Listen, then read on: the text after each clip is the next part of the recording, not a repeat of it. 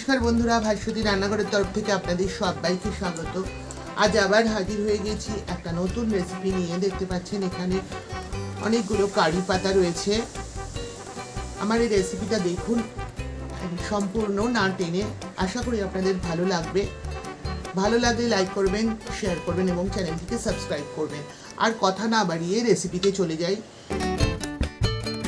কারি পাতাগুলো ডাঁটি থেকে ছাড়িয়ে এইভাবে পাতাগুলো করে নিয়েছি। কিছু কিছু ডাঁটি এখনো রয়েছে, আমি আস্তে আস্তে ছাড়িয়ে নিচ্ছি। আজকে করব কারি পাতা বাটা। চলুন রেসিপিটা শুরু করা যাক। কড়াই বসিয়ে দিয়ে গ্যাস অন করে দিয়েছি। এবার কড়াইতে দিয়ে দেবো পরিমাণ মতো সরষের তেল।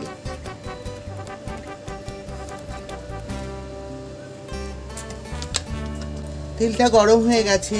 এবার এর মধ্যে দিয়ে দিচ্ছি হাফ চামচ কালো জিরে,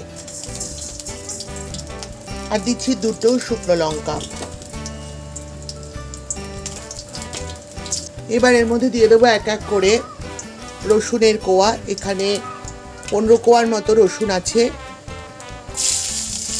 দিয়ে দিচ্ছি 5টা কাঁচা লঙ্কা। লঙ্কাটা আপনারা আপনাদের স্বাদ অনুযায়ী ব্যবহার করবেন।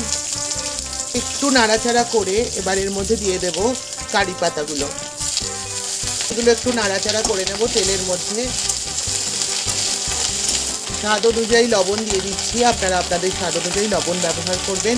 দিচ্ছি সামান্য চিনি স্বাদটা ব্যালেন্সের জন্য।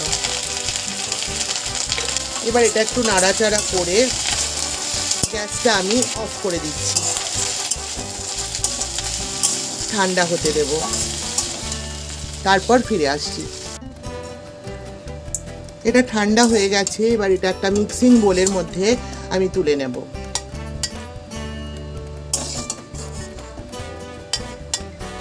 সবটা বোলের মধ্যে নিয়ে নেওয়া হয়ে গেছে এবং এটা ঠান্ডাও হয়ে গেছে। এবার এটার একটা পেস্ট রেডি করে নেব। আমার কারি পাতা বাটাটা রেডি হয়ে গেছে, দেখতে পাচ্ছেন। এবার আমি কড়াইতে একটু তেল দিয়ে নেব। কড়াইতে আমি পরিমাণ মতো তেল দিয়ে দিয়েছি। এবার যেই পেস্টটা রেডি করেছিলাম কারি পাতা, সেটা এর মধ্যে দিয়ে আর একবার ভেজে নেব।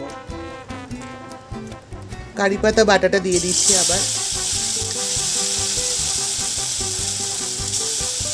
বোলটা ধুয়ে খুব সামান্য একটু জল দিয়ে দিলাম।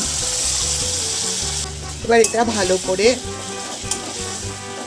নেড়ে জলটা টানিয়ে একদম শুকনো করে গরম গরম ভাতের সাথে খেতে দারুণ লাগবে।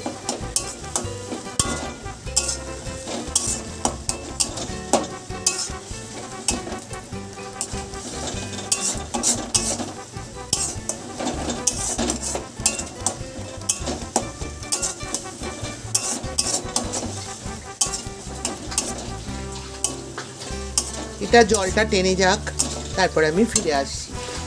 বন্ধুরা দেখুন, একদম টেনে গেছে জলটা, একদম শুকনো শুকনো হয়ে গেছে।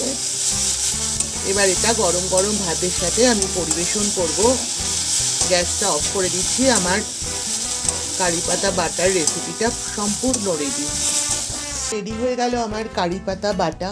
এটা গরম গরম ভাতের সাথে খেতে অসাধারণ লাগে। আপনারা একবার হলে এভাবে ট্রাই করবেন, কথা দিচ্ছি আপনাদের ভালোই লাগবে। আমার এই রেসিপিটি ভালো লাগলে অবশ্যই একবার বাড়িতে ট্রাই করুন এবং আমাকে কমেন্টের মাধ্যমে জানান কেমন লাগলো আপনাদের। ভালো থাকবেন, সুস্থ থাকবেন। আজ আসি, আবার দেখা হবে এরকমই কোনো রেসিপি নিয়ে আপনাদের সঙ্গে। ততক্ষণের জন্য টাটা।